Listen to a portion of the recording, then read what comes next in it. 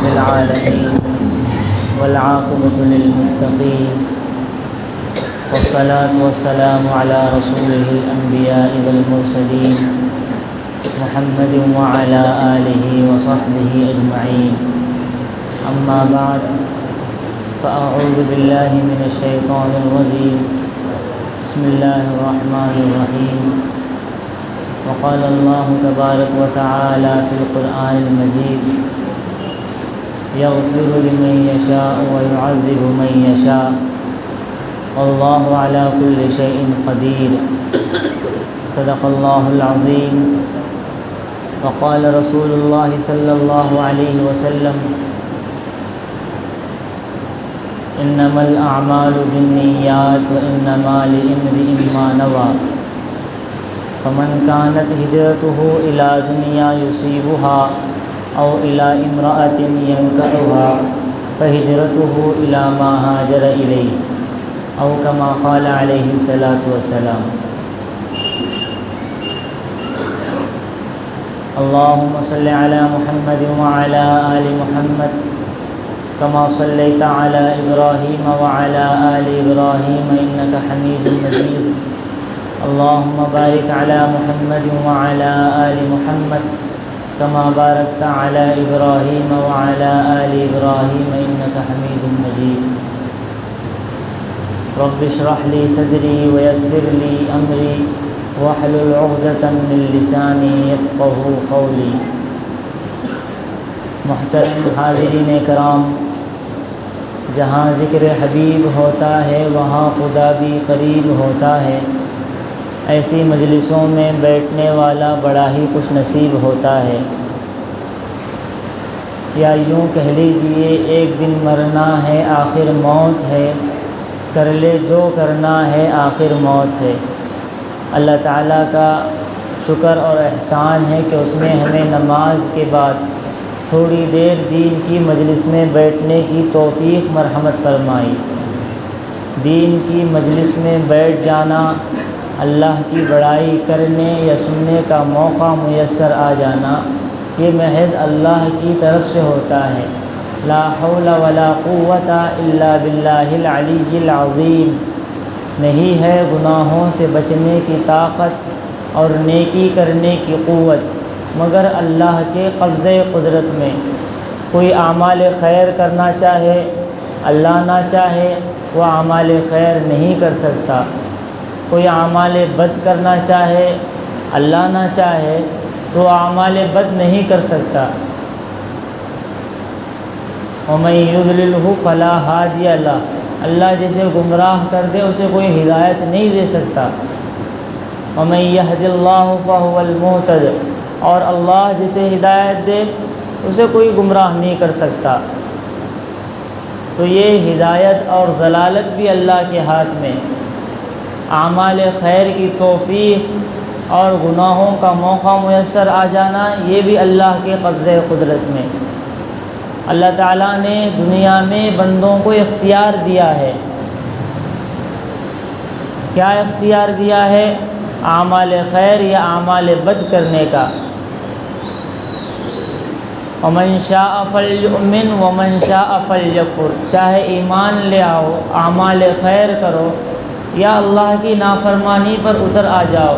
دنیا میں تم پر کوئی پکڑ نہیں، دنیا میں تمہیں کوئی پوچھنے والا نہیں، دنیا میں تمہیں کوئی روکنے والا نہیں. لیکن آخرت میں پوچھ ہوگی. دنیا، آپ صلی اللہ علیہ وسلم نے فرمایا الدنیا مزرع الآخرہ. صاحب دنیا آخرت کی کھیتی ہے. یہاں جو اعمال کریں گے آخرت میں اس کا بدلہ دیکھیں گے. اس کو بھی قرآن کریم نے اللہ تعالیٰ نے بیان فرما دیا. حساب و کتاب کا دن کیسے ہوگا اس کو بھی قرآن کریم آخرت کا نقشہ کھینچتے ہوئے آخرت کی منظر کشی کرتا ہے. وَمَن يَعْمَلْ مِثْقَالَ ذَرَّةٍ خَيْرًا يَرَهُ. جس نے دنیا میں ذرہ برابر بھی خیر کے کام کیے ہوں گے اسے اس کا پورا بدلہ عطا کیا جائے گا اور وہ اپنے بدلے کو دیکھے گا. وَمَن يَعْمَلْ مِثْقَالَ ذَرَّةٍ شَرًّا يَرَهُ. اور جس نے دنیا میں ذرہ برابر بھی شر کا کام کیا ہوگا اگرچہ کہ اس نے اس کو بھلا دیا ہوگا، لیکن وہ بھی اسے دیکھے گا۔ اللہ فرماتے ہیں آگے وَلَا يَظْلِمُ رَبُّكَ أَحَدًا، اور لوگوں یاد رکھو، سنو، غور کرو اور اپنے دماغ میں اس بات کو اتار لو، وَلَا يَظْلِمُ رَبُّكَ أَحَدًا، اس دن، جس دن حساب و کتاب کا دن قائم ہوگا، جس دن ترازو زمین میں گاڑ دیا جائے گا، اور فیصلہ کیسے ہوگا؟ فَأَمَّا مَنْ ثَقُلَتْ مَوَازِينُهُ فَهُوَ فِي عِيشَةٍ رَاضِيَةٍ وَأَمَّا مَنْ خَفَّتْ مَوَازِينُهُ فَأُمُّهُ هَاوِيَةٌ، جس کا پلہ بھاری ہوگا اعمال خیر کا وہ جنت میں جائے گا، جس کا پلہ ہلکا ہوگا وہ جہنم میں جا گرے گا۔ وَلَا يَظْلِمُ رَبُّكَ أَحَدًا، اس دن کسی پر کوئی ظلم نہیں ہوگا۔ قیامت والے دن میں آج تو طاقتور کی بات نہیں ٹلتی، کمزور کی بات اچھال دی جاتی ہے، لوگ طاقتوروں کو واہ واہی کرتے ہیں، یہ ڈائس پہ کھڑے ہو کے نعرے لگاتا ہے، لوگ آگے سے جواب دے کے واہ واہ کے ڈوگرے برساتے ہیں، اور کمزور شخص اپنی فریاد لے کر مارا مارا پھر رہا ہے، در در بھٹک رہا ہے، لیکن اس کی کمزوری کی وجہ سے اس کی کوئی نہیں سن رہا۔ آج طاقتوروں کی بات چلتی ہے، کمزوروں کی بات اچھال دی جاتی ہے، مالداروں کا سکہ چلتا ہے اور مالداروں کا پاور بولتا ہے، لیکن کم ترین لوگوں کی حیثیت گرا دی جاتی ہے، ختم کر دی جاتی ہے، ان کی بات کا کھلواڑ کیا جاتا ہے۔ اللہ تعالیٰ فرماتے ہیں قیامت کے دن معاملہ کچھ اور ہوگا، وَلَا يَظْلِمُ رَبُّكَ أَحَدًا، اس دن کسی پر کوئی ظلم نہیں کیا جائے گا۔ جس نے جو دنیا میں کمایا ہوگا، جس نے دنیا میں جو اکٹھا کیا ہوگا، جو اپنی آخرت کا سامان کیا ہوگا، وہ اسے دیکھے گا، جو کچھ اس نے کیا ہوگا۔ زندگی مختصر سی ہے۔ آپ صلی اللہ علیہ وسلم نے فرمایا دنیا میں ایسے رہو، کن فی الدنیا کأنک، دنیا میں ایسے رہو جیسے کوئی راہ گزرنے والا رہتا ہے۔ راہ گزرنے والا کیا کرتا ہے بھئی؟ راہ میں دیکھتا ہے کوئی گاڑی کوئی کسی گاڑی سے میں ٹکرا نہ جاؤں، کوئی گاڑی مجھ سے ٹکرا نہ جائے، دائیں بائیں دیکھتا ہے، آگے پیچھے دیکھتا ہے اور روڈ کراس کر لیتا ہے، کنارے پر لگ جاتا ہے اور اس میں جلدی کرتا ہے کہ کوئی کہیں میرا ایکسیڈنٹ نہ ہو جائے۔ آپ صلی اللہ علیہ وسلم نے مثال دیتے ہوئے فرمایا دنیا میں اس طرح رہو جس طرح کوئی راہ گزرنے والا رہتا ہے یا کوئی مسافر رہتا ہے۔ مسافر سفر میں جاتا ہے تو وہ مختصر سامان اس کے ساتھ ہوتا ہے، کیوں؟ تاکہ سفر میں آسانیاں پیدا ہو جائے، تاکہ سفر آسانی سے میرا گزر جائے۔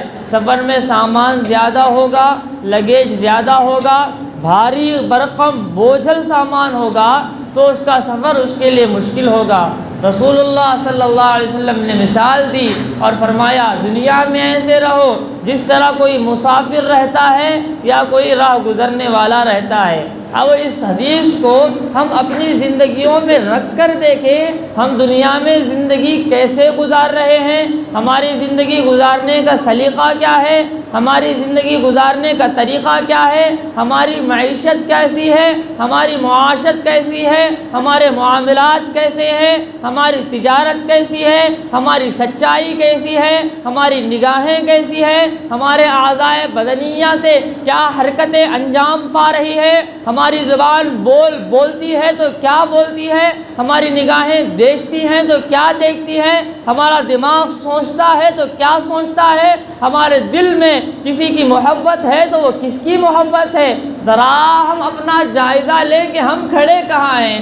دنیا میں آئے تھے امتحان کے لیے۔ اللہ تعالیٰ نے ارشاد فرمایا الذی خلق الموت والحیات لیبلوکم ایکم احسن عملا۔ نماز کی دوسری رکعت میں ہم نے ان آیتوں کی تلاوت فرمائی جس میں اللہ تبارک و تعالیٰ فرماتے ہیں ہم نے دنیا میں تمہیں کیوں بھیجا؟ تمہارے ساتھ حیات کو بھی پیدا کیا، ممات کو بھی پیدا کیا، زندگی کو بھی پیدا کیا، موت کو بھی پیدا کیا۔ کیوں؟ لَيَبْلُوَنَّكُمْ، تاکہ اس کے ذریعے سے تمہیں آزمائیں تم میں سے کون ہے جو بہتر عمل کرتا ہے۔ اب اللہ آزمائش کے لیے دنیا میں بھیجے ہیں، امتحان کے لیے دنیا میں بھیجے ہیں، لیکن ہم سمجھ رہے ہیں کہ دنیا ہی سب کچھ ہے، آخرت کچھ بھی نہیں ہے۔ جو اللہ کو لوگ نہیں مانتے، ایک خدا کو تسلیم نہیں کرتے، ان کا تصور کیا ہے؟ دنیا کے بعد کوئی زندگی نہیں۔ ایتھیوزم جسے کہتے ہیں، ان کا تصور یہ ہے اس دنیا کے بعد کوئی دنیا نہیں، اس زندگی کے بعد کوئی زندگی نہیں، تو ہمیشہ ہماری جو زندگی اور موت ہے وہ یہیں تک ہے، آخرت میں ہمارا کوئی حساب و کتاب نہیں ہوگا۔ اس کو بھی قرآن کریم نے واضح کر دیا۔ وَيَقُولُ يَا لَيْتَنِي كُنتُ تُرَابًا، مختلف مقامات پر قرآن کریم نے کہا کافر لوگ، مشرکین لوگ، بدبخت لوگ، گنہگار لوگ، جنہوں نے دنیا ہی کو اپنا مسکن بنا لیا، دنیا کو اپنا ٹھکانہ بنا لیا، اللہ کو بھول گئے، آخرت کو بھول گئے، آخرت سے بے خبر ہو گئے، آخرت کے بدلے دنیا کا سودا کر رہے ہیں، تجارات کے بدلے نمازوں کا سودا کر رہے ہیں، جھوٹ کے بدلے سچ کا سودا کر رہے ہیں، اور دغا بازی کے ذریعے ایمان کو سودا کر رہے ہیں، وہ لوگ کل قیامت کے دن اپنے اعمال ناموں کو دیکھیں گے۔ اس کو بھی قرآن کریم نے آخرت کا منظر، آخرت کا نقشہ کھینچا ہے، اور قرآن کہتا ہے فَتَرَى الْمُجْرِمِينَ مُشْفِقِينَ مِمَّا فِيهِ وَيَقُولُونَ يَا لَيْتَنَا مَا لِهَذَا الْكِتَابِ۔ قرآن کریم میں اللہ تعالیٰ کہتے ہیں آخرت کا نقشہ کھینچتے ہوئے مجرمین لوگ، بدبخت لوگ، نافرمان لوگ، گناہگار لوگ اپنے اعمال ناموں کو دیکھیں گے، سب کچھ اس میں لکھا ہوا ہے، بچپنے سے لے کر 55 تک، پیدائش سے لے کر موت تک سب کچھ لکھا جا چکا۔ اب یہ دیکھے گا تو اس کا حال کیا ہوگا؟ یا لیتنا ما لہذا الکتاب، ہائے ہماری بربادی، یہ کون سے اعمال نامے ہیں، کون سی ڈائری ہے، میرا کون سا کچا چٹا ہے، لا یغادر صغیرۃ ولا کبیرۃ الا احصاها، اس میں نہ کوئی چھوٹا گناہ چھوٹا ہوا ہے، نہ کوئی بڑا گناہ چھوٹا ہوا ہے، الا احصاها، مگر یہ کہ سب کچھ لکھا جا چکا۔ دوسری مقام پر قرآن کریم نے بیان کیا کرامن کاتبین یعلمون ما تفعلون، ہم نے تمہارے ساتھ کرامن کاتبین کو لگایا ہے، ذرا ہوش میں تو ہو، تم تنہائی میں ہو یا اعلانیہ ہو، تمہاری خلوت، تمہاری جلوت، یہ سب کچھ نوٹ ہو رہی ہے۔ تم سمجھتے ہو اللہ ہم سے بے خبر ہے، اللہ ہمیں نہیں دیکھ رہا، اس کو بھی قرآن کریم نے بیان کیا۔ اللہ فرماتے ہیں بندے سمجھتے ہیں کہ اللہ ان سے بے خبر ہے، اللہ فرماتے ہیں ان اللہ خبیر بما تعملون، اللہ تعالیٰ ان لوگوں کے اعمال سے اچھی طرح باخبر ہے جو یہ لوگ کر رہے ہیں۔ بس معاملہ یہ ہے سنستدرجہم من حیث لا یعلمون، قرآن کہتا ہے کہ بس معاملہ یہ ہے کہ دنیا میں انہیں ڈھیل دی گئی، دنیا میں انہیں چھوڑ دیا گیا، اعمال خیر کرو، اعمال بد کرو، اب تمہیں دنیا میں تمہاری پکڑ نہیں ہوگی، تمہارا معاملہ تو آخرت میں اللہ کے حوالے کیا جائے گا۔ اب اللہ آخرت میں جلال میں ہوں گے، تمہارا فیصلہ کریں گے، تمہارا دن کہاں گزرا، تمہاری راتیں کہاں کٹیں، تمہارے لمحات کہاں گزرے، تمہاری نگاہوں سے تم نے کتنے اعمال خیر کیے، کتنے اعمال بد کیے، اعضائے بدنیہ گواہی دیں گے۔ انسان آخرت میں بھی جھوٹ بولے گا، میں نے تو کچھ کیا ہی نہیں، اللہ زمین کو گواہ بنائیں گے، جس زمین پر اس نے جرم کیا، جس زمین پر اس نے کسی کا قتل کیا ہوگا، کسی کا حق چھینا ہوگا، کسی پر جو ہے تہمت لگائی ہوگی، کسی پر بہتان باندھا ہوگا، اور کسی کا عزت کا کھلواڑ کیا ہوگا، اس زمین گواہی دے گی، تب بھی باز نہیں آئے گا، تو اللہ تعالیٰ جو ہے اس کے اعضائے بدنیہ سے گواہی دلوائیں گے۔ اس کو بھی قرآن کریم بیان کرتا ہے اليوم نختم على افواههم وتكلمنا ايديهم وتشهد ارجلهم بما كانوا يكسبون، قیامت کے دن معاملہ یہ ہوگا، اب تمہارے ہاتھ تمہارے رب سے گفتگو کریں گے، تمہارے پیر گواہی دیں گے کہ یہ پیر کن راہوں پر چلے تھے، اب تمہارے منہ پر تالے ڈال دیے گئے۔ ختم اللہ علی قلوبہم وعلی سمعہم وعلی ابصارہم غشاوہ وَلَهُمْ عَذَابٌ عَلِيمٌ، دنیا میں ایسے زندگی بسر کر رہے ہیں، ایسا معلوم ہوتا ہے زندگی کا اگر جائزہ لیا جائے، زندگی کا اگر مشاہدہ کیا جائے، نہ زندگی میں نماز ہے، نہ زندگی میں قرآن ہے، نہ زندگی کے معاملات درست ہیں، نہ زندگی کی تجارت درست ہے، نہ زندگی میں سچائی ہے، نہ زندگی میں مومنانہ شان ہے، نہ زندگی میں مومنانہ صفات ہے، صرف نام مسلمان رہ گیا۔ اللہ قیامت کے دن گواہی دلوائیں گے اور تمہارے پیر تمہارے رب سے گفتگو کریں گے، بما کانوا یعملون، جو کچھ تم دنیا میں کرتے رہے۔ قیامت کے دن اللہ تعالیٰ ان کے فیصلے فرمائیں گے۔ اسی لیے علماء یہ کہتے ہیں زبان سے نکلنے والے لفظ یہ دو قسم کے ہوتے ہیں، آدمی یا تو سچ بولتا ہے یا جھوٹ بولتا ہے، مگر یہ کہ وہ نوٹ کر لیے جاتے ہیں۔ ہاتھوں سے صادر ہونے والے اعمال یہ دو قسم کے ہوتے ہیں، آدمی کے ہاتھوں سے اعمال خیر صادر ہوں گے یا اعمال بد صادر ہوں گے، مگر یہ کہ یہ نوٹ کر لیے جائیں گے۔ پیروں سے اٹھنے والے قدم یہ دو قسم کے ہوتے ہیں، یا تو نیکی کی راہوں پر چلیں گے یا بدی کی راہوں پر چلیں گے، مگر یہ کہ یہ نوٹ کر لیے جاتے ہیں۔ دل میں گزرنے والے خیالات یہ دو قسم کے ہوتے ہیں، دین کے بارے میں سوچے گا، آخرت کے بارے میں فکر کرے گا، یا دنیا کی فکر میں، دنیا کی مگن میں، دنیا کی حصول طلبی میں اپنی فکروں کو کھپائے گا، مگر یہ کہ یہ نوٹ کر لیے جاتے ہیں۔ اور اس کا پیٹ جن لقموں کو قبول کرتا ہے حلال یا حرام، مگر یہ کہ اس کے اعمال نوٹ کر لیے جاتے ہیں۔ اللہ آخرت میں فرمائے گا ہم نے تمہیں دنیا میں زندگی دی تھی، اس کا تم نے کیا کیا؟ آپ صلی اللہ علیہ وسلم نے فرمایا 5 چیزوں کو غنیمت جانو 5 چیزوں سے قبل، شبابک قبل حرمتک، اپنے جوانی کے لمحات کو غنیمت جانو بڑھاپے سے قبل۔ آج تم جوان ہو، آج تمہارے اعضاء مضبوط ہیں، عبادت کرنا چاہو، ریاضت کرنا چاہو، کسی دکھی کے کام آنا چاہو، کسی بیوہ کا سہارا بننا چاہو، کسی یتیم کے سر پر ہاتھ رکھنا چاہو، نوافل پڑھنا چاہو، راتوں کا قیام کرنا چاہو، راتوں کے سجدے کرنا چاہو، آنسو بہانا چاہو، اور جو ہے اللہ کے حضور کھڑے ہو کر آنسو بہا کر اللہ سے معافیاں مانگنا چاہو، اور جو ہے قرآن کی تلاوت کرنا چاہو، جو اعمال خیر کرنا چاہیں کر سکتے ہیں، اس لیے کہ تمہارے قوا تمہارا ساتھ دیں گے، تمہارے اعضاء تمہارا ساتھ دیں گے۔ حضرت جی میاں صاحب رحمۃ اللہ علیہ فرماتے ہیں اب تو اعضاء ہی لٹک گئے، مدمحل ہو گئے اعضاء، اب کچھ کام نہیں آتا۔ آپ صلی اللہ علیہ وسلم نے فرمایا اپنی جوانی کے لمحات کو غنیمت جانو بڑھاپے سے قبل۔ انا حبیب اللہ، میں اللہ کا حبیب ہوں، اور جو جوانی میں توبہ کرے وہ بھی اللہ کا حبیب ہے۔ فرمایا سبعۃ یظلھم اللہ فی ظلہ یوم لا ظل الا ظلہ، قیامت کے دن 7 لوگوں کو عرش کا سایہ نصیب ہوگا، اس میں سب سے پہلے رسول اللہ صلی اللہ علیہ وسلم نے جس کا ذکر کر فرمایا الشاب نشأ فی عبادت اللہ، وہ نوجوان جس کی جوانی اللہ کی عبادت میں گزری ہو، جس کی جوانی رکوع اور سجدوں میں گزری ہو، جس کی جوانی قیام میں گزری ہو، جس کی جوانی اپنے جوانی کی حفاظت اور تحفظ میں گزری ہو۔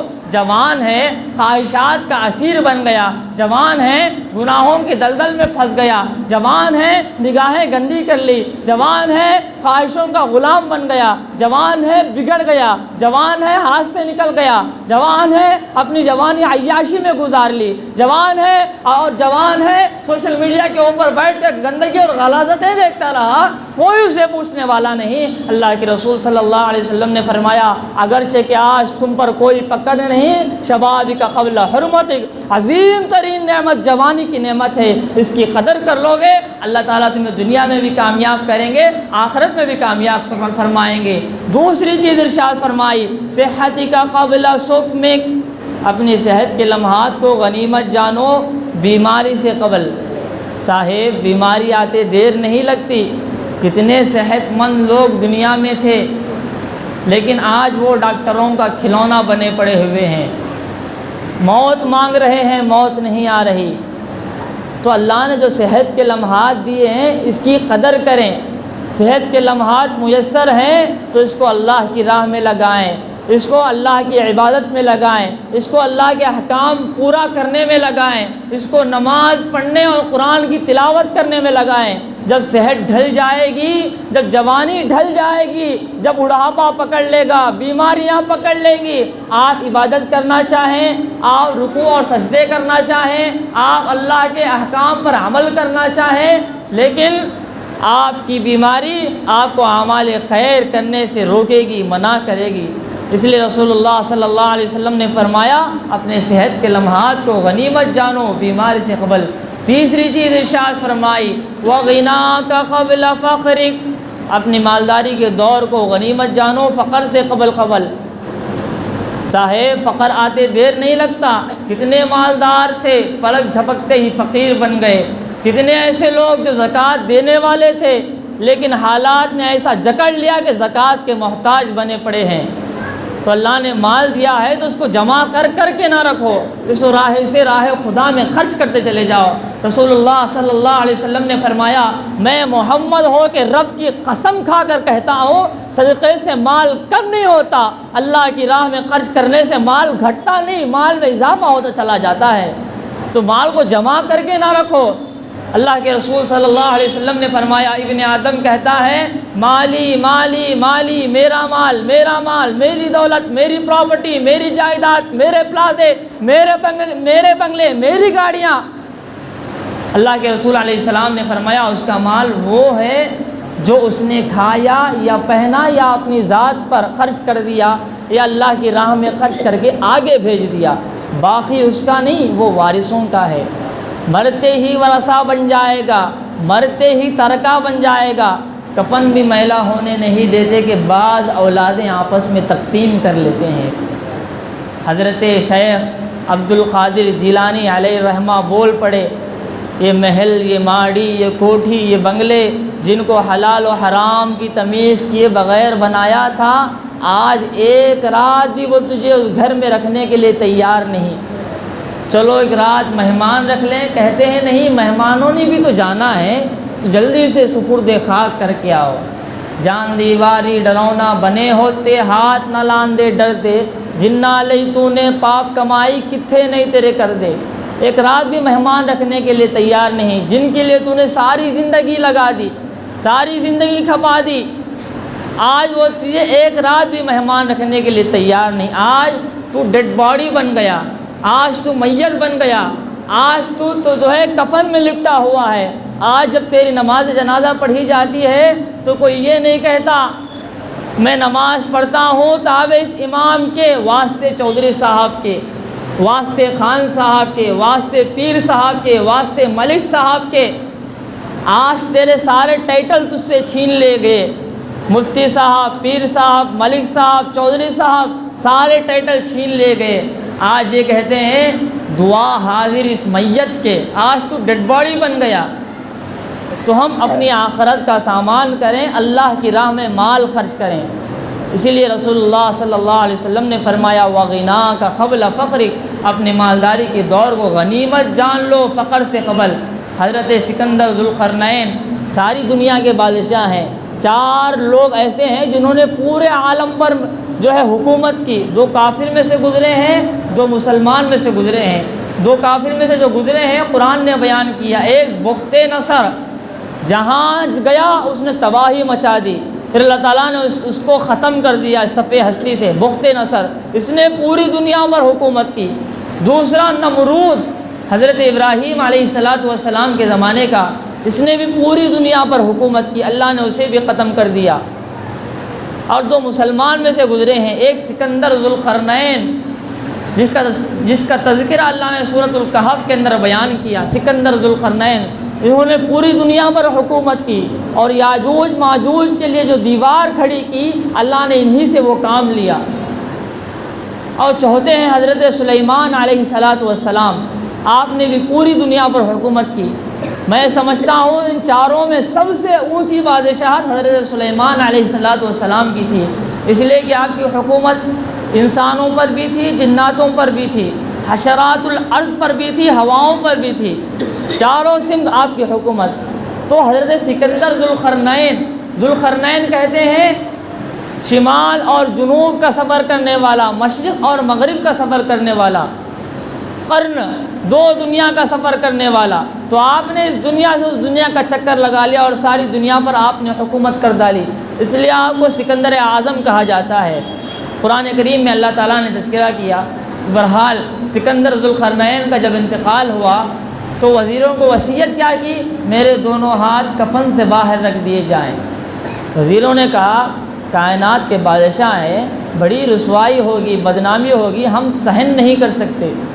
سکندر ذوالقرنین نے کہا میں تو تمہیں بڑا عقل مند سمجھتا تھا، آج پتہ چلا تم تو بڑے نادان نکلے۔ میں یہ وصیت اس لیے کر رہا ہوں تاکہ لوگوں کو پتہ چلے دنیا کا بادشاہ ہوں، لیکن جا رہا ہوں تو خالی ہاتھ جا رہا ہوں۔ آج کوئی مال میرے ساتھ نہیں آ رہا، ایک کفن میں لپٹ کر جا رہا ہوں، اور وہ کفن ایسا جس میں کوئی جیب نہیں۔ آج لباس سلواتے ہیں، 2 جیب، 4 جیب، 6 جیب۔ ایک لباس ایسا بھی پہننا پڑے گا جسے کوئی جیب نہیں ہوگا، اور وہ کفن ہوگا۔ اس کی تیاری ہمیں کرنی ہے۔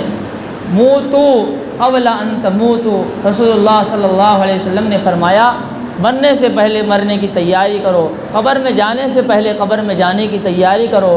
مہمان کے یہاں جاتے ہیں تو خالی ہاتھ تو نہیں جاتے، اس کا اعزاز کرتے ہیں، اکرام کرتے ہیں، کچھ لے کے ضرور جاتے ہیں۔ قبر روزانہ ہم سے کہتی ہے اے میرے اندر آنے والے، میرے پاس آنے سے پہلے اپنے سامان کا انتظام کر کے آنا، چراغ کا انتظام کر کے آنا، اس لیے کہ میں اندھیری قبر ہوں، کیڑے مکوڑوں کا گھر ہوں، اس کو انسان اور جنات کے علاوہ حدیث میں آتا ہے تمام دنیا کے جانور سنتے ہیں۔ حضرت زکریہ علیہ السلام کے فرزند حضرت یحییٰ علیہ السلام چھوٹے سے بچے ہیں، گم ہو گئے۔ 3 دن تلاش کرتے کرتے حضرت زکریہ علیہ السلام ایک چرواہے سے پوچھا ایک چھوٹا سا بچہ ہے، اس کا نام یحییٰ ہے، اس کا رنگ یوں ہے، اس کا لباس یوں ہے، اس کے بال یوں ہے، کیا تم نے دیکھا ہے؟ تو چرواہا کہنے لگا میں نے شکل کا کوئی بچہ دیکھا تو نہیں ہے، ہاں میں نے ایک آواز سنی ہے اس غار سے، 3 دن سے مسلسل کوئی رو رہا ہے، اس کے رونے کی وجہ سے میری بکریوں نے چرنا چھوڑ دیا اور وہ بھی رو رہی ہے۔ تو حضرت زکریہ علیہ السلام داخل ہوئے تو اندر کیا دیکھتے ہیں؟ حضرت زکریہ علیہ السلام کے بیٹے حضرت یحییٰ علیہ السلام اللہ کی بارگاہ میں زار و خطار رو رہے ہیں، آہوزاری کر رہے ہیں۔ حضرت زکریہ علیہ السلام نے فرمایا بیٹے بس کرو، اب چلو، اب رونا بند کر دو۔ تو آپ فرمانے لگے ابا عذاب خبر سے بچنے کی ضمانت آپ مجھے دے دو، رونا میں چھوڑ دوں گا۔ اللہ اکبر۔ حضرت عثمان غنی رضی اللہ تعالیٰ عنہ کے بارے میں آتا ہے آپ کسی کا تذکرہ سن کر اتنا نہیں روتے جتنا قبر کا تذکرہ سن کر روتے ہیں۔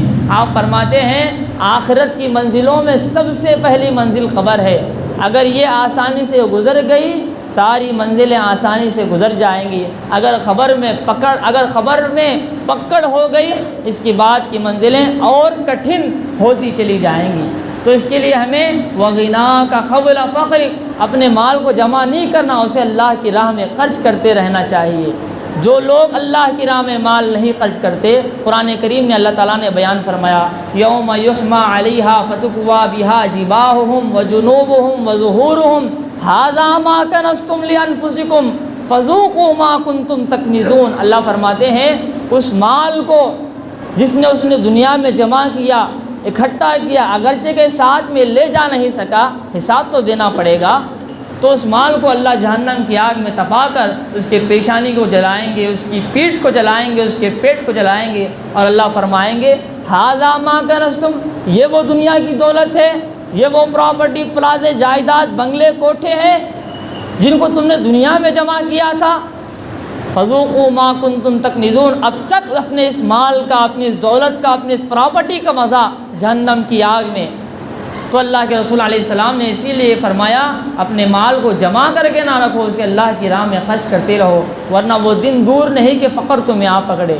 چوتھی چیز اللہ کے رسول صلی اللہ علیہ وسلم نے فرمائی وفراغک قبل مصروفیتک، اپنے فراغت کے لمحات کو غنیمت جانو، مصروف ہونے سے قبل صاحب مصروف ہوتے دیر نہیں لگتی، گزرتے ہوئے لمحات کے ساتھ ساتھ ذمہ داریوں کے بوجھ بھی کاندھوں پر بڑھتے چلے جائیں گے۔ اس کے بعد آپ عبادت کرنا چاہیں، ریاضت کرنا چاہیں، نوافل پڑھنا چاہیں، قرآن کی تلاوت کرنا چاہیں، آپ چاہیں گے لیکن آپ کے پاس ٹائم نہیں ہوگا، فرصت نہیں ہوگی، وقت نہیں ہوگا۔ اس لیے حضرت امام شافعی علیہ رحمہ فرماتے ہیں الوقت کالسیف تقطع فهو یقطعهم، وقت تلوار کی طرح ہے، اگر تم اسے نہیں کاٹو گے تو وہ تلوار تمہیں کاٹ دے گی، اور وقت کا کام کیا ہوگا، وہ تمہیں برائی میں لگا دے گا۔ تو گزرتے ہوئے لمحات کے ساتھ ساتھ ہم زندگی سے دور اور موت کے قریب تر ہوتے چلے جا رہے ہیں، اس کا احساس بھی ہمیں نہیں ہو رہا ہے۔ اس کے ذیل میں ایک واقعہ ہے، بیان کرنا چاہوں گا۔ ایک شخص نے خواب میں دیکھا کہ وہ جو ہے جنگل میں ہے، تو اچانک اس نے شیر کے دھرانے کی آواز، دہاڑنے کی آواز سنی، تو وہ شیر کی دہاڑ سن کر دوڑنے لگا۔ شیر سے پیچھے ہے اور یہ آگے ہے۔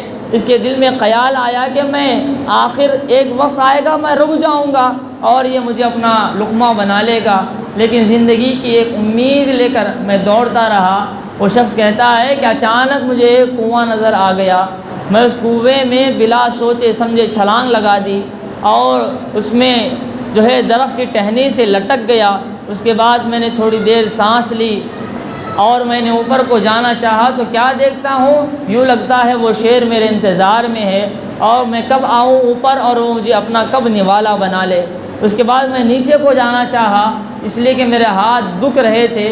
نیچے کیا دیکھتا ہوں کہ ایک اژدہا ہے جو منہ کھولے ہوا ہے اور یوں لگ رہا ہے کہ وہ میں نیچے آؤں تو وہ مجھے نگل جائے۔ تو اوپر بھی موت نظر آ رہی تھی، نیچے بھی موت نظر آ رہی تھی۔ اسی قسم پرسی کے عالم میں میری نظر میں جس ٹہنی سے لٹکا ہوا تھا اس پر جا پڑی، تو کیا دیکھتا ہوں، دو چوہے میرے ٹہنی کو کھائے جا رہے ہیں۔ ایک سفید چوہا تھا، دوسرا کالا چوہا تھا۔ اوپر بھی موت ہے، نیچے بھی موت ہے، موت سے بچ کے آیا ہوں، ٹہنی پہ لٹکا ہوں اور یہ چوہے میری ٹہنی کو کھا رہے ہیں۔ اب تو میرا مرنا طے ہے۔ اسی قسم پرسی کے عالم میں میں تھا، میری نظر ایک شہد کے لبریز چتے پر پڑی اور وہ شہد سے اتنا لبریز تھا، اتنا بھرا ہوا تھا، اتنا معمور تھا، اس کے قطرات ٹپک رہے تھے اور میرے منہ میں گر رہے تھے۔ وہ اتنا مزیدار تھا کہ میں نے اس کی لذت میں شیر کو بھی بھلا دیا، نیچے اژدہے کو بھی بھلا دیا اور اپنی ٹہنی کو بھی بھلا دیا۔ اچانک میری ٹہنی ٹوٹی اور میں نیچے جا گرا، میری نیند بیدار ہو گئی۔ مجھے آپ اس خواب کی تعبیر بتا دیں۔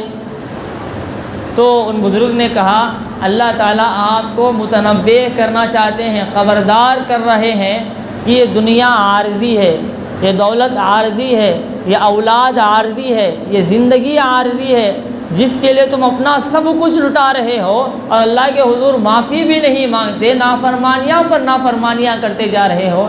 پھر بزرگ نے تعبیر بتائی، حقیقت میں وہ شیر نہیں، وہ ملک الموت تھے، وہ جو تمہارے انتظار میں تھے۔ اللہ تعالیٰ قرآن کریم میں ارشاد فرماتے ہیں کہ موت نہ ایک لمحہ، لا یستأخرون ساعۃ ولا یستقدمون، موت نہ ایک لمحہ پہلے آتی ہے نہ ایک لمحہ بعد آتی ہے، بلکہ اپنے طے شدہ وقت پر آتی ہے۔ تو وہ تمہارے انتظار میں ملک الموت تھے، تمہارے زندگی کے چند لمحات باقی تھے تو تمہاری روح قبض کرنے کے لیے انتظار کر رہے تھے۔ نیچے جو اژدہا تھا، اصل میں وہ اژدہا نہیں تھا، وہ تمہاری خبر کا گڑھا تھا، قبر کے سانپ اور بچھو تھے، قبر کی تاریکی اور اندھیریاں تھیں۔ جس ٹہنی سے تم لٹکے ہوئے تھے وہ تمہاری مختصر سی زندگی تھی، اور جو چوہے تمہاری ٹہنی کو کھائے جا رہے تھے، سفید اور کالا چوہا، وہ تمہارے دن اور رات تھے، وہ شہد کا چتا دنیا کی لذتیں تھیں۔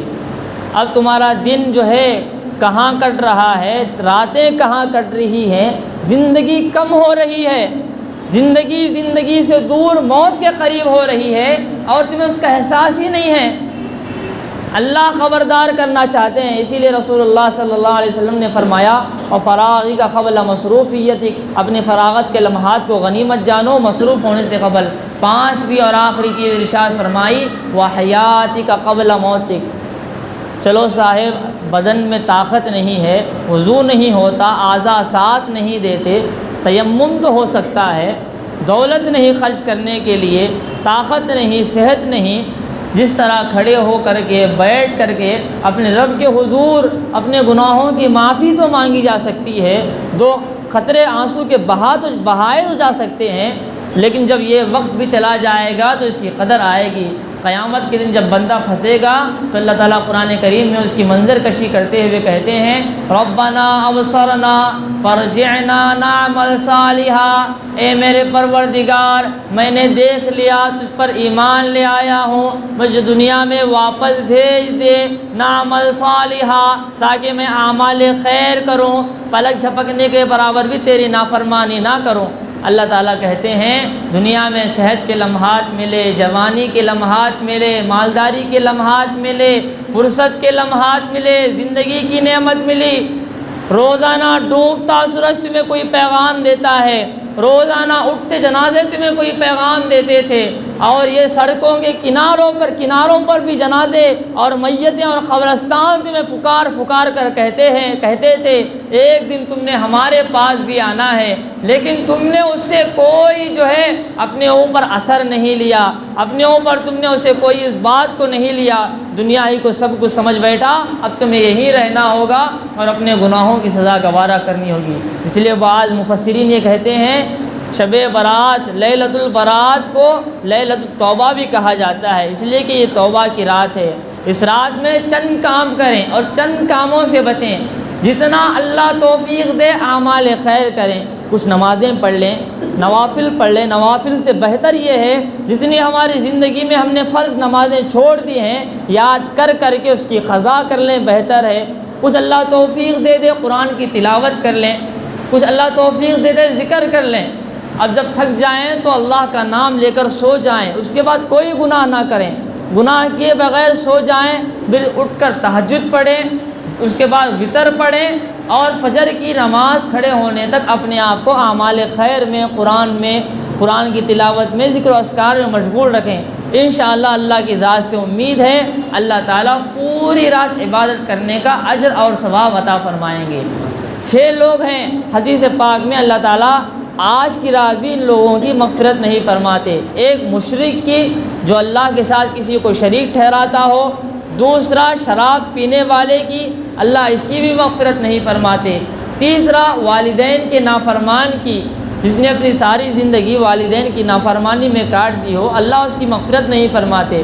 والدہ جنت ہیں، والد صاحب جنت کا دروازہ ہیں، ایک کو راضی کر لیا دوسرے کو ناراض کر لیا تب بھی جنت مقدر نہیں، بلکہ ایک حدیث میں ایک صحابی رضی اللہ تعالیٰ عنہ حضرت غالباً عقبہ بن سلمہ رضی اللہ تعالیٰ عنہ، جنہوں نے بخاری شریف کی پہلی حدیث بیان کی انما الاعمال بالنیات وانما لامرئ ما نوى فمن كانت هجرته الى دنیا يصيبها، جس نے اللہ کی طرف ہجرت کی، اللہ کے رسول کے لیے ہجرت کی اور اپنی باغ دوڑ اللہ کے لیے کی تو اس نے اپنی دنیا کو بھی بنا لیا، آخرت کو بھی بنا لیا، اور جس نے دنیا کے لیے سب کچھ کیا دنیا تو اس کی آباد ہو جائے گی، مقدر میں جتنا ہوگا اتنی دنیا ملے گی، بلکہ جنہوں نے اپنے سارے وقت کو دنیا کے لیے وقف کر دیا، اللہ تعالیٰ حدیث پاک میں فرماتے ہیں اس کا رزق اٹھا کر ہم جس طرح کبوتروں کو دانہ بکھیر کر ڈالتے ہیں اس طرح اس کی روزی بکھیر دیتے ہیں،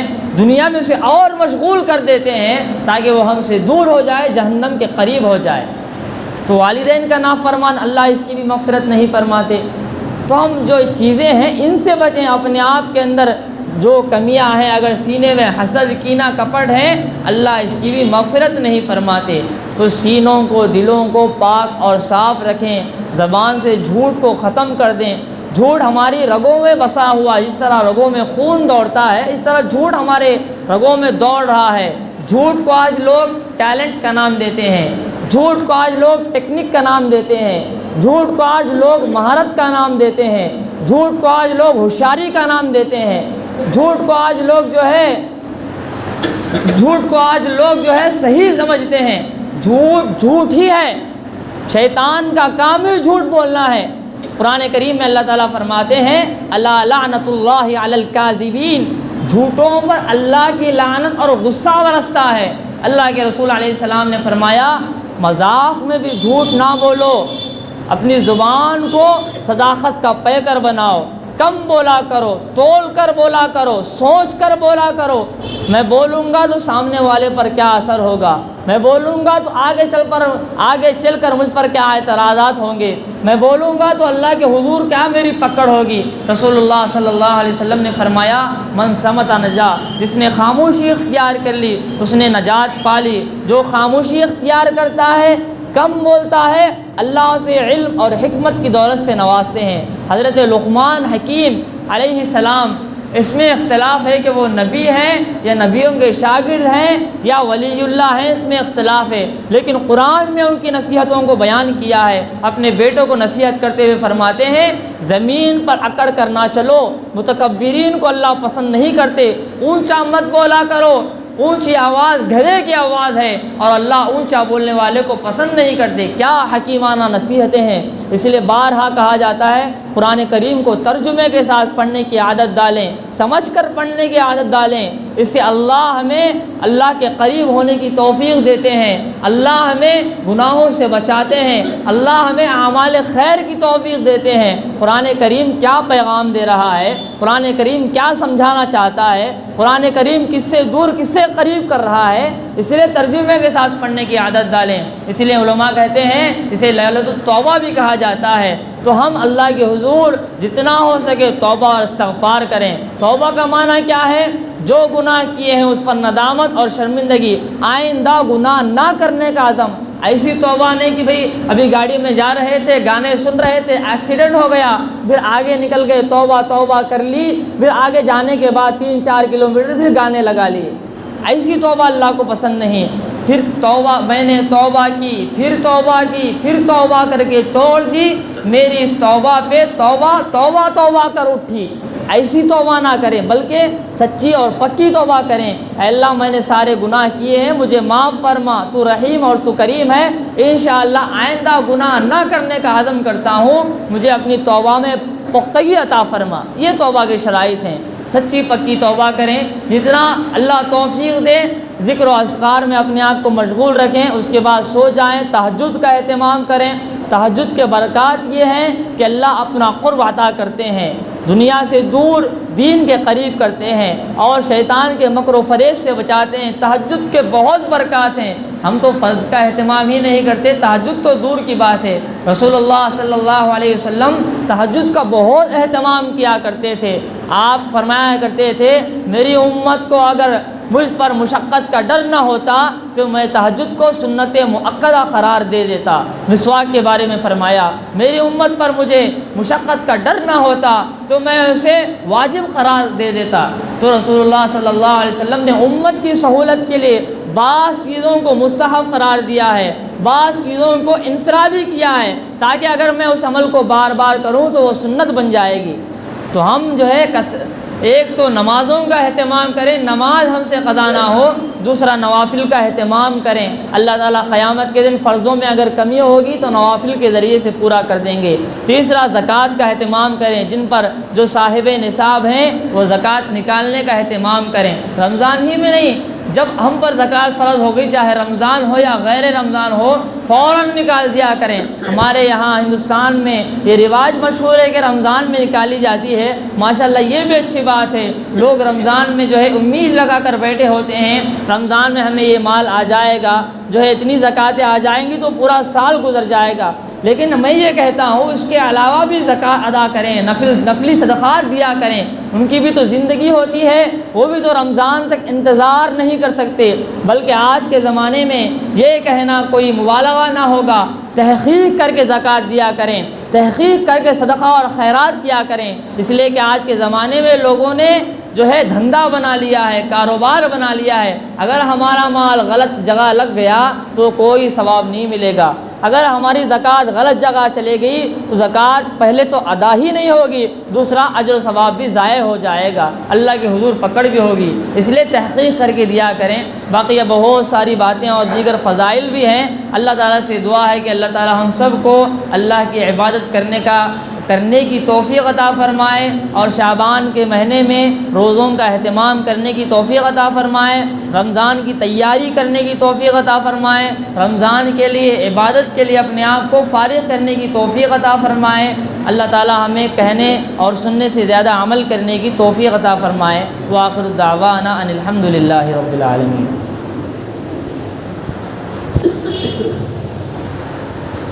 الحمد للہ رب العالمین۔ اللہم صلی علی محمد وعلی آل محمد وبارک وسلم۔ ربنا آتنا فی الدنیا حسنۃ وفی الآخرۃ حسنۃ وقنا عذاب النار۔ لا الہ الا انت سبحانک انی کنت من الظالمین۔ لا الہ الا انت سبحانک انا کنا من الظالمین۔ اللہم انا نسألک من خیر ما سألک منہ نبیک وحبیبک محمد صلی اللہ علیہ وسلم، ونعوذ بک من شر ما استعاذک منہ نبیک وحبیبک محمد صلی اللہ علیہ وسلم، وانت المستعان وعلیک البلاغ ولا حول ولا قوة الا باللہ۔ ربنا آتنا فی الدنیا حسنہ وفی الآخرۃ حسنہ وقنا عذاب النار، وقنا عذاب القبر، وقنا عذاب الحشر، وقنا عذاب سکرات الموت، وقنا بالفتنة الدجال، وادخلنا الجنة مع الأبرار۔ یا عزیز یا غفار یا ارحم الراحمین یا اکرم الاکرمین یا ذا القوة المتین یا راحم المساکین۔ ربنا اننا ظلمنا انفسنا وان لم تغفر لنا وترحمنا لنکونن من الخاسرین۔ اے مولا کریم، تمام تعریفیں آپ کے لیے ہیں، تمام عبادتیں آپ کے لیے ہیں، مولا تمام مالی عبادتیں، قولی عبادتیں، فعلی عبادتیں، ظاہری اور باطنی عبادتیں آپ کے لیے ہیں۔ آپ ہماری عبادتوں کے محتاج نہیں ہیں، آپ بے نیاز ہیں، احد و صمد لم یلد ولم یولد ہیں۔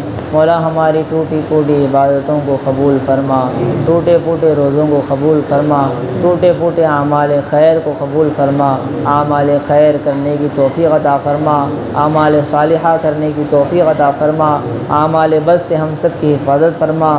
مولا اب تک جو زندگی گزری ہے نافرمانی میں گزری ہے، گناہوں میں گزری ہے، مولا ہم توبہ کرتے ہیں، آپ سے معافی طلب کرتے ہیں۔ مولا ہمارے گناہوں کو معاف فرما، بقیہ زندگی تیرے احکامات، تیرے مرضیات کے مطابق گزارنے کی توفیق عطا فرما۔ جیسا آپ چاہتے ہیں ویسا ہمیں بندہ بنا لیجئے، جیسا بندہ آپ کو پسند ہے ویسا ہمیں اپنا بندہ بنا لیجئے۔ اوروں کے حوالے نہ فرمائیے، خصوصاً نفس و شیطان کے حوالے نہ فرمائیے، نفس و شیطان کے حوالے نہ فرمائیے۔ جس طرح آپ نے آسمانوں کو زمینوں پر گرنے سے روکے رکھا ہے، اسی طرح ہم پر شیطان مسلط ہونے سے روک لیجئے۔ ہمارے گھرانوں کی حفاظت فرما، ہمارے خاندان کی حفاظت فرما، ہماری نسلوں کی حفاظت فرما۔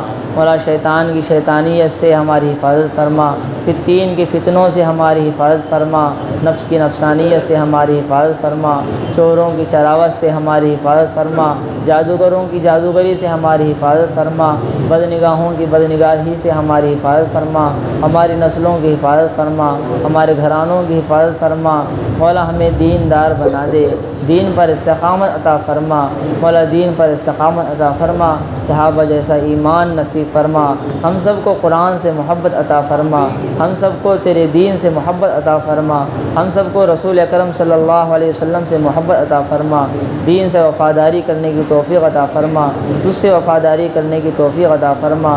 مولا دین پر چلنے کی توفیق عطا فرما، مولا دین پر چلنا آسان فرما، دین پر چلنے کے راہیں ہموار فرما، مشکلات، مصائب، پریشانیوں سے ہم سب کی حفاظت فرما، پریشانیوں کو راحتوں میں تبدیل فرما، بیماریوں کو شفا میں تبدیل فرما۔ مولا پتہ نہیں کتنے اسپتالوں میں تڑپ رہے ہیں، کھسک رہے ہیں، ڈاکٹروں کا کھلونا بنے پڑے ہیں، مولا سب کو شفائے عاجلہ کاملہ مستمرہ دائمہ عطا فرما۔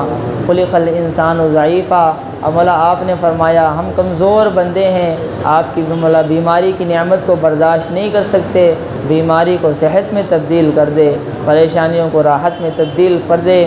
مولا امت کے حالات کو درست فرما، مولا مسلمانوں کی عفت کی حفاظت فرما، مولا مسلمانوں کی عزت کی حفاظت فرما، مولا مسلمانوں کی آبرو کی حفاظت فرما۔ مولا کوئی ہمارا پرسان حال نہیں ہے، کس سے مانگے کہاں جائیں کس سے کہیں، اور دنیا میں حاجت روا کون ہے؟ سب کا داتا ہے تو، سب کو دیتا ہے تو، تیرے بندوں کا تیرے سوا کون ہے؟ مولا تیرے در پہ ہم حاضر ہیں، مولا ہماری جھولیوں کو بھر دیجئے، ہمارے دلوں کو مزکا اور مصفہ فرمائیے، ہمارے دلوں کو صاف اور شفاف فرمائیے، ہمارے دلوں کو تیرے نور سے منور فرما، ہم سب کو ہدایت عطا فرما، نور ہدایت سے مالا مال فرما، ہم سب کو عزتوں سے نواز دے، ذلتوں سے ہماری حفاظت فرما، ہم سب کو دولت سے نفاذ دے، غربت سے ہماری حفاظت فرما، ایسی عزت عطا فرما جس کے بعد کوئی ذلت نہ ہو، ایسی بلندی عطا فرما جس کے بعد کوئی پستی نہ ہو، ایسی ہدایت عطا فرما جس کے بعد کوئی گمراہی نہ ہو۔ مولا ہدایت پانے کے بعد گمراہی سے ہماری حفاظت فرما، ہماری نسلوں کی حفاظت فرما۔ مولا ہماری جو مسلم خواتین ہیں مرتد ہو رہی ہیں، مولا ان کے بھی ہدایت کے فیصلے فرما، مولا ان کے بھی ہدایت کے فیصلے فرما۔ مولا جو بے روزگار ہیں ان کی روزگاری کا ذریعہ بنا دے، غیب سے ان کے رزق کا انتظام فرما۔ مولا ان اللہ هو الرزاق ذو القوۃ المتین، آپ روزی کا انتظام کرنے والے ہیں، آپ بندوں کو کھانا کھلانے والے ہیں، 18,000 مخلوق کے روزی کے مالک آپ ہیں۔ مولا 18,000 روزی کی مخلوق کے مالک آپ ہیں۔ مولا ہم تو آپ کے بندے ہیں، آپ کے محبوب کے امتی ہیں۔ مولا ہماری روزی کا انتظام فرمائیے، حلال روزی تلاش کرنے کی توفیق عطا فرما، حلال روزے کے ذرائع اور اسباب مہیا فرما، حلال روزی عطا فرما، حرام کے دانے دانے سے حفاظت فرما۔ مولا ساری ہماری نسلوں کو حرام روزی سے حفاظت فرما، ہم سب کو سچائی کا پیکر بنا، ہم سب کو سچا پکا مسلمان بنا، جھوٹ سے ہماری حفاظت فرما، غیبت سے ہماری حفاظت فرما، چغلی سے ہماری حفاظت فرما، تہمت اور بہتان سے ہماری حفاظت فرما۔ مولا کینہ کپٹ سے ہماری حفاظت فرما، حسد سے ہماری حفاظت فرما، مولا حسد سے ہماری حفاظت فرما، شراب پینے سے ہماری حفاظت فرما، مولا بدیوں سے ہماری حفاظت فرما، اعمال خیر کی توفیق دے دے، اپنا بنا لے، اوروں کے حوالے نہ فرما، اوروں کے حوالے نہ فرما، مولا اوروں کے حوالے نہ فرما۔ ہم سب کو حافظ قرآن بنا، عالم دین بنا، ہم سب کو دین کی سمجھ رکھنے والا بنا دے، ہم سب کو دین کا جاننے والا بنا دے، ہم سب کو علم کی سمجھ رکھنے والا بنا دے۔ مولا ہم سب کو اخلاص کی دولت سے مالا مال فرما، تقوی پرہیزگاری عطا فرما، تیرا ڈر تیرا خوف عطا فرما، خشیت الہی نصیب فرما، خشیت الہی نصیب فرما۔ مولا جب تک دنیا میں رہیں ایمان پر باقی رکھ، جب دنیا سے جائیں تو ایمان پر خاتمہ عطا فرما، عافیت والی زندگی نصیب فرما، عافیت والی زندگی نصیب فرما، اپنے آپ کو تیری راہ میں لگانے کی توفیق عطا فرما۔ مولا ہمیں نماز پنجگانہ نماز کا اہتمام کرنے کی توفیق عطا فرما، مسجد کی آبادی کی محنت میں لگنے کی توفیق عطا فرما، ہماری اس بستی سے بے دینی کو ختم فرما، دین کی ہواؤں کو چلا دے۔ مولا اس محلے سے محلے کے نوجوانوں کی جوانی کی حفاظت فرما، ہماری نگاہوں کی حفاظت فرما، ہماری زبان کی حفاظت فرما، ہمارے اعضائے بدنیہ کی حفاظت فرما۔ مولا اعضائے بدنیہ کی حفاظت فرما، ہمیں نور سے منور فرما، سینے میں بھی نور ڈال دے، مولا دل کے اندر بھی نور ڈال دے، چہرے پہ بھی نور ڈال دے، ہمیں سراپا نورانی بنا دے، ہمیں سراپا نورانی بنا دے، سراپا تیرا بندہ بنا دے، اوروں کے حوالے نہ فرما، کسی محتاج کا محتاج نہ بنا، تجھ سے لے کر اوروں کو دینے والا بنا۔ مولا ہمارے گناہوں کی نحوست سے ہمیں دین کی خدمت سے محروم نہ فرما، مولا ہماری غلطیوں کی وجہ سے آپ ہمیں دین کی خدمتوں سے محروم نہ فرمائیے، آپ ہم سے دین کا کام لے لیجئے، اب آپ ہم سے دین کا کام لے لیجئے، دین پر چلنے کی توفیق عطا فرمائیے، اپنے فضل کا کرم کا رحم کا معاملہ فرمائیے، فضل کا کرم کا رحم کا معاملہ فرمائیے، بے نکاحوں کے نکاح کا انتظام فرمائیے، بے روزگاروں کے روزگاری کا انتظام فرمائیے، بے اولادوں کے نیک اولاد کا انتظام فرمائیے، نیک صالح اولاد عطا فرمائیے۔ مولا جن کی اولاد نافرمان ہیں انہیں فرما بردار بنا دیجیے، مولا ہماری نسلوں کو اور ہمیں خود نمازی بنا دیجیے، ہم سب کو خود نمازی بنا دیجیے، ہم سب کو خود نمازی بنا دیجیے۔ مولا اعمال خیر کرنے کی توفیق دے، سنتوں سے محبت عطا فرما، سنتوں پر زندگی عطا فرما، سنتوں پر ہماری موت عطا فرما۔ بہت سارے لوگ دعاؤں کی درخواست کرتے ہیں، یا ہم سے کہنا چاہتے تھے لیکن نہیں کہہ سکے، یا ہم سے امیدیں تمنائیں توقعات رکھتے ہیں، مولا بعض باتیں تیرے علاوہ کسی کے سامنے کہی نہیں جا سکتی۔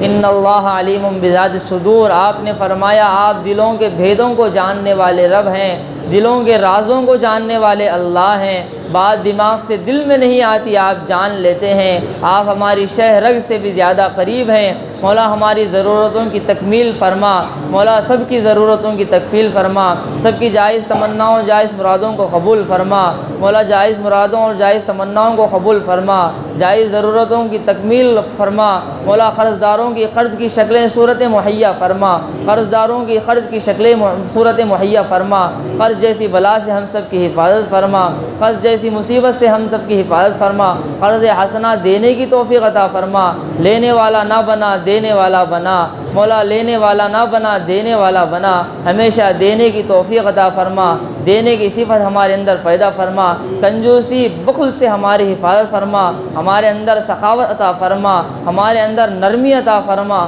ہمارے دلوں کو موم فرما دے، ہمارے دلوں کو نرم فرما دے، ہماری زبانوں کو نرم فرما دے، زبانوں کو موم بنا دے، ہمارے اخلاق کو درست فرما، اللہ ہمارے اخلاق کو درست فرما، ہمارے اخلاق کو دیکھ کر لوگ اسلام میں داخل ہوں ایسے فیصلے فرما، ہمیں دیکھ کر لوگ اسلام میں داخل ہوں ایسے فیصلے فرما۔